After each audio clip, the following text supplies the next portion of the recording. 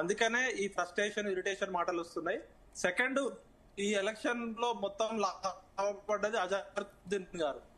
అజారుద్దీన్ గారికి ఎమ్మెల్యేగా కూడా గెలవడానికి ఏదా అనేది ఇప్పుడు ఎమ్మెల్సీ సీట్ అయితే ప్రస్తుతానికి ఏది ఖాళీగా లేదు.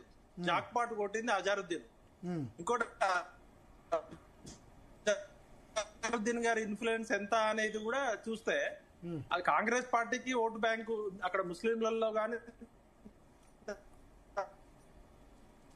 దానిలో గానీ ఓటు బ్యాంక్ ఉంది అని కూడా అంటున్నారు. ఈ సమయం ఒక నెరేటివ్ బిల్డ్ అయింది. ఓవరాల్ గా నాకున్న ఇన్ఫర్మేషన్ చూస్తే కొన్ని రాజకీయ పార్టీలు హాస్టల్స్ లో ఇప్పుడు జూబ్లీహిల్స్ కాన్స్టిట్యున్సీలో మీరు బాయ్స్ హాస్టల్స్ గానీ వర్కింగ్ బాయ్స్ హాస్టల్స్ లో వేరే కాన్స్టిట్యున్సీ నుంచి చెందిన దాదాపు కొన్ని వందల వేల మంది పిల్లల్ని ఇక్కడ ఓటర్లుగా తీసుకొచ్చారనేది మాకున్న ఇన్ఫర్మేషన్. అదే విధంగా ఓల్డ్ సిటీలో గానీ మిగతా కాన్స్టిట్యున్సీ నుంచి అఫీషియల్ గా ఓటర్లుగా మార్చుకున్నారు కొంతది. ఈ గల్ఫ్ లో ఉన్న ఓటర్లు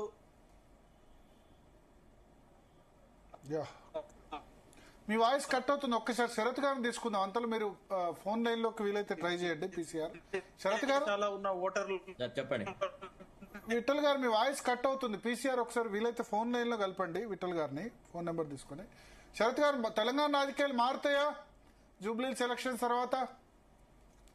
సార్, ఇప్పుడు తెలంగాణ రాజకీయాలు ఏదో పెద్ద మార్పులు అంటే ఏం జరగవు సార్.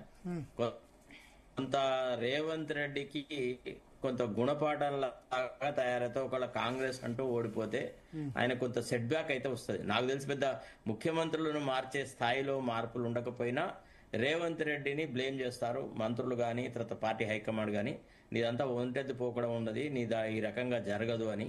తర్వాత రెండోది ఏంటంటే, అసలు ఇప్పుడు రేవంత్ రెడ్డి భయపడుతున్న కారణం ఏంటి అని అంటే, తాను ఈ అజారుద్దీన్ తీసుకువచ్చిన తర్వాత జరిగే పరిణామాలు కాంగ్రెస్ పార్టీని యాంటీ హిందూ లాగా ప్రొజెక్ట్ చేస్తున్నాయి, వేరే వాళ్ళకి ఎక్కువ హ్యాండిల్ ఇచ్చినా నేను అనే ఫీలింగ్ తో అతను మాట్లాడే మాటలు ఆ రకంగా ఉన్నాయన్నమాట. అంటే ఇప్పుడు the frustration of CM is quite evident. అతని మాటల్లో ఎక్కడ కూడా మేము గెలుస్తామన్న కాన్ఫిడెన్స్ లేదు. మాకు ఒక్క ఛాన్స్ ఇవ్వండి అని ముఖ్యమంత్రి అడగడం ఫస్ట్ టైం నేను విన్నది. ఒక ఛాన్స్ ఏంది చూడడం, 2 సంవత్సరాల నుంచి పరిపాలన చేస్తున్నాయని ఒక ఛాన్స్ అని ఏం అడగడము. తర్వాత రెండోది, మైనారిటీ మినిస్టర్ ఇవ్వాలంటే 2 ఏళ్ల నుంచి ఉన్నారు. తర్వాత సీనియర్లను దెబ్బకొట్టి అజరుద్దీన్ తీసుకువచ్చినాడు. మరి మహమ్మద్ అలీ షబీర్ అయితే ఎప్పటి నుంచో ఉన్నాడు కదా. అంటే తనకంటే సీనియర్లకు ఎవరికి అవకాశం రానివ్వడు అనేది ఒక పాయింట్. కాంగ్రెస్ పార్టీకి డెడికేటెడ్ వర్కర్స్ కి ఎవరికి కూడా అవకాశం రానివ్వడు రేవంత్ రెడ్డి. ఈయన ఉన్నంత కాలము ఓన్లీ మాజీ తెలుగుదేశం వాళ్ళదే కాంగ్రెస్ పార్టీ, ఇది ఒక తెలుగుదేశం పార్టీ యూనిట్ అనే భావన కాంగ్రెస్ లో వచ్చేసింది. కాబట్టి ఇవి కొంత ఆయనకు సెట్ బ్యాక్ అని నేను అనుకుంటా ఉన్నా. నాకు తెలిసి it is not a cake walk for anybody. ఇంకా 3-4 రోజులు ఉంది కదా, చూడాలి మనం డబ్బు తర్వాత ఇతరత్ర అంశాలు ఎట్లా పోతాయి అనేది. ఇప్పుడున్న పరిస్థితులలో మాత్రం దాదాపు పెద్ద మార్పు అంటే లేదు సార్. కాంగ్రెస్ కి ఏదో ఎడ్జ్ ఉంది అని చాలా మంది చెప్తున్నారు, కానీ ఐ డోంట్ బిలీవ్.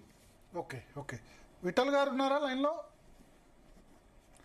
సో స్పందన, ఓవరాల్ గా జూబ్లీహిల్స్ సంబంధించి లేటెస్ట్ రిపోర్ట్ మన అనలిస్టులు అందరూ కూడా ఇప్పటి వరకు మాట్లాడారు.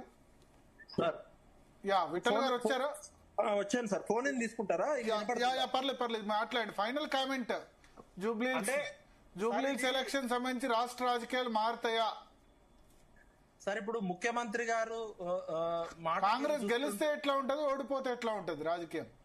ముఖ్యమంత్రి గారు డూ ఆర్ డై అని మంత్రులతో రివ్యూ మీటింగ్ పెట్టడం, ఇవాళ మీనాక్షి నటరాజన్ గారు రివ్యూ మీటింగ్ పెట్టడం చూస్తే కాంగ్రెస్ పార్టీకి ప్రజల్లో ఉన్న వ్యతిరేకత జూబ్లీహిల్స్ ఎలక్షన్ ద్వారా బయటపడుతుంది. ఒకవేళ బయటపడితే రాబోయే జిహెచ్ఎంసీ ఎలక్షన్స్ గానీ, మన పంచాయతీ ఎలక్షన్స్ గానీ ఇక జారుడు బండ మీదే ఉంటది. ఈ ఎలక్షన్స్ గెలవడము చావో రేవో అన్నట్టుగా చూసుకుంటున్నది బీఆర్ఎస్ పార్టీ ఏమో తమ సిట్టింగ్ సీటు గెలుచుకొని రాబోయే దానిలో ఒక నెరేటివ్ సెట్ చేయడానికి, ఇది ప్రజల నుంచి వచ్చిన ఒక ప్రజలు మా వైపే ఉన్నారని చెప్పుకోవడానికి 2 పార్టీలు కేటీఆర్ వర్సెస్ రేవంత్ రెడ్డి లాగా నడుస్తుంది. కాకపోతే ఇద్దరు అభ్యర్థులు మాగంటి సునీత గారి గొంతు గాని, మన నవీన్ యాదవ్ గొంతు గాని వినపడట్లేదు. ఇది కేటీఆర్ వర్సెస్ రేవంత్ రెడ్డి లాగా మారింది. ఇంకొకటి, రేవంత్ రెడ్డి గారు ఇంత ప్రతిష్టాత్మకంగా ఇంత అగ్రెసివ్ గా క్యాంపెయిన్ చేస్తున్నప్పుడు కూడా రావాల్సినంత రెస్పాన్స్ రావట్లేదు అనేది అర్థమవుతుంది. కాకపోతే నేను చెప్తున్న ఇన్ఫర్మేషన్ ఏంటంటే, ఖచ్చితంగా ఎలక్షన్ కమిషన్ చర్యలు తీసుకోవాలి. ఎట్టి పరిస్థితుల్లో ఏ వర్గమైనా, ఏ మతానికి చెందిన వాళ్ళైనా రిగ్గింగ్ గానీ, మాల్ ప్రాక్టీస్ గానీ, గుంపు గుత్తగా ఓట్లు వేసుకునే అవకాశం కల్పిస్తే మాత్రం అది ఎన్నికల కమిషన్ యొక్క ఫెయిల్యూర్ గా భావిస్తుంది కాబట్టి ఖచ్చితంగా ఫెయిర్ అండ్ ఫ్రీ ఎలక్షన్ జరిగే విధంగా చూడాలని నా కోరిక. ఓకే థ్యాంక్ యూ విఠల్ గారు, వి ప్రకాష్ గారు. శరత్ గారు మీరు ఉండండి. Next topic Rahul Gandhi army చేసిన కామెంట్స్ గురించి.